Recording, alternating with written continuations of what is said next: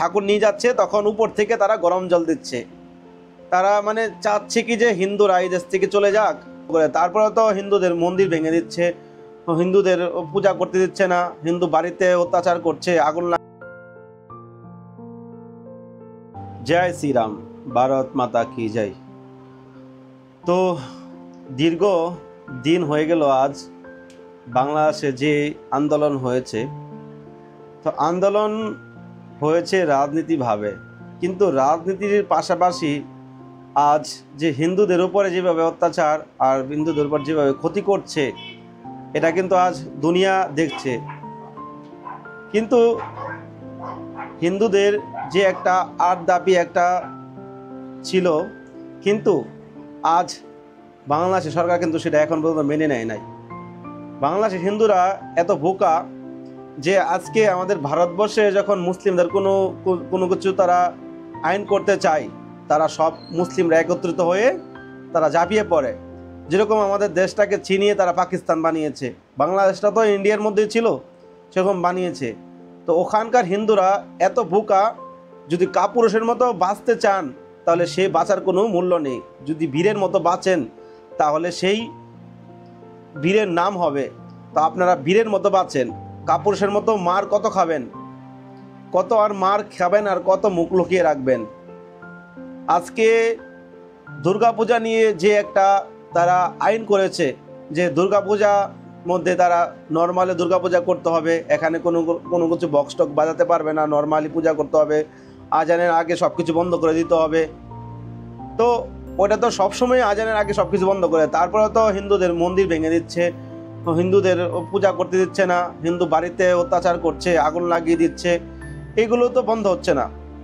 সরকার এত কিছু প্রতিশ্রুতি দেওয়ার পর এত বন্ধ হচ্ছে না। পুলিশ এখানে কি করছে? না ওখানে পুলিশের কোনো আইন আছে, না ওখানে ওখানকার মিলিটারির কোনো আইন আছে, কোনো আইন নেই। মানে আইন আছে অন্য যে জাতিদের জন্য, কিন্তু হিন্দুদের জন্য কোনো আইন নেই। আজকে কিছুদিন আগে গণেশ পূজা গেল, গণেশ পূজার মধ্যে চট্টগ্রামে গণেশ পূজা চলাকালীন মানে ঠাকুর নিয়ে যাচ্ছে তখন উপর থেকে তারা গরম জল দিচ্ছে। তারা মানে চাচ্ছে কি যে হিন্দুরা এই দেশ থেকে চলে যাক, কেননা হিন্দুরা এই দেশে জন্ম হয়নি, হিন্দুরা কি এই দেশ থেকে বেশি এসেছে? এটা হিন্দুদের ভাবা উচিত। আপনারা জাগুন, এভাবে যদি মুখ লুকিয়ে থাকেন, এভাবে যদি আপনারা মার খেতে থাকেন, তাহলে একদিন হিন্দুদের অস্তিত্ব সমাপ্ত হয়ে যাবে বাংলাদেশের মধ্যে। তো তখন আপনারা কি করবেন? আজকে সেই ৭১-এর পর থেকে যেভাবে হিন্দুদের উপর হিন্দু যেভাবে কমে যাচ্ছে, আজকে কোথায় এসে দাঁড়িয়েছে হিন্দুদের? কত পার্সেন্ট হিন্দু এখন বাংলাদেশে আছে? 2 কোটিও তো এখন হবে কোনো সন্দেহ আছে সারা বাংলাদেশে মিলিয়ে। তো আপনারা মুখ লুকিয়ে যদি থাকেন তাহলে আপনাদের জীবন চলবে না। কেননা তারা চাচ্ছে পাকিস্তানের মতো একটা ওই বাংলাদেশটাকে করতে চায়, একটা ইসলামিক রাষ্ট্র বানাতে চায়, যেখানে তারা তাদের মতো চলবে। তো ওদের সঙ্গে আপনারা কখনো পারবেন না। আপনারা যদি প্রতিবাদ করতে পারেন, আপনাদের যদি দম থাকে তাহলে প্রতিবাদ করুন। যদি হিন্দুরা যদি একত্রিত না হন এখন, তাহলে আর 10 বছর আপনারা কিছু করতে পারবেন না। আজকে তারা ধর্মের নামে অন্য ধর্মের মানুষকে মারছে, অন্য ধর্মের মানুষের ধর্ম করতে দিচ্ছে না। তো এইগুলো আপনারা কতদিন আর মুখ লুকিয়ে রাখবেন, আর কতদিন আপনারা এইভাবে মার খাবেন?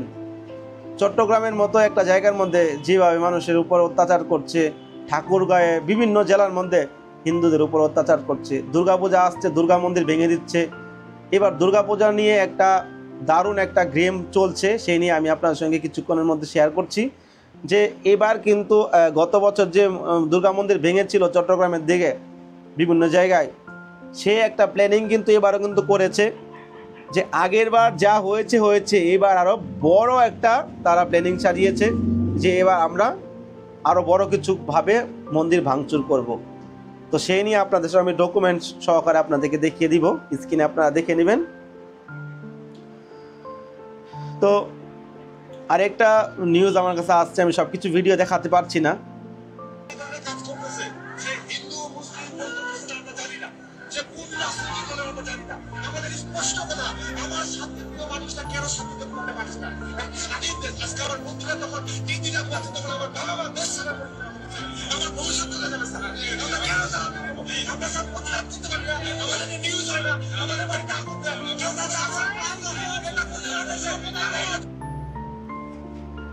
তো দেখতে পেলেন এভাবে হিন্দুরা প্রতিবাদ করছে, কিন্তু হিন্দুদের পাশে তো কেউ দাঁড়াচ্ছে না। হিন্দুদের পাশে কেউ নেই, না সরকার আছে, ওখানকার সেনাবাহিনী আছে, না পুলিশ আছে, না ওখানকার জনগণ আছে। লোক দেখানো কিছু লোক দেখাচ্ছে আমরা হিন্দুদের পাশে আছি, এবং লোক দেখানো দেখিয়ে তো কোনো লাভ নেই। দুর্গা মন্দির এখনো দুর্গাপূজা আসতে শুরু হয়নি, এখন মতো মন্দির ভেঙে দিচ্ছে, প্রতিমা ভেঙে দিচ্ছে। গণেশ পূজা হলো, গণেশ মন্দিরে হামলা করেছে। তো বাংলাদেশে হিন্দুরা থাকতে পারবে না, এটা আপনারা চোখ বন্ধ করে স্বীকার করুন। কিভাবে থাকবেন? রাত নেই দিন নেই, যে কোনোভাবে তারা প্রতিবাদ নামে তারা নোংরামি করে অত্যাচার করছে বাংলাদেশ হিন্দুদের উপর। এই অত্যাচার কোনোভাবে বন্ধ করার মতো কোনো সিস্টেম নেই। ওখানকার সরকারই তারা এসব রাজনীতি করছে, তারা মৌলবাদী সরকার, আর তারা মৌলবাদী কথাই বলবে। আর দাবি এখন পর্যন্ত মেনে নিয়েছে যে দুর্গাপূজাতে লোকজন ঘুরতে না করেছে, যে আপনারা ঘোরাঘুরি করবেন না বেশি, আপনারা ঘরে বসে থাকবেন। একটা বছরে একটা পূজা আসছে, আমাদের হিন্দুদের একটা ঐতিহ্য মা দুর্গা পূজা, আমাদের বাঙালিদের একটা গর্ব হয় এই পূজার মধ্যে, আমরা অনেক আনন্দ করি। সেই আনন্দটাকে মাটিতে মিশিয়ে দিল। দুর্গাপূজা হবে কি না তার কোনো গ্যারান্টি নেই, হবে কিছু কিছু জায়গাতে, কিন্তু পূজার মতো পূজা হবে না, খালি কোনো রকম খালি ডাকডোল বাজিয়ে পূজা করে রাও শনি পূজার মতো। তো এরকম তো নয়। আপনারা যখন ঈদ হয়, আপনারা যখন নানান রকমের অনুষ্ঠান হয়, তখন তো কেউ হিন্দুরা বাধা দেয় না। হিন্দুদের একটা অনুষ্ঠান করবে, হিন্দুরা তারা জীবনযাপন করবে শান্তিতে, আপনারা তখন ক্ষতি করে না। না, হিন্দু এই দেশে থাকতে পারবে না। হিন্দুদের এইভাবে অত্যাচার করো। হিন্দুরা হলো কাফের, তাদের জাতির মানুষরা বলে যে হিন্দুরা হলো কাফের, হিন্দুরা মানুষ নয়।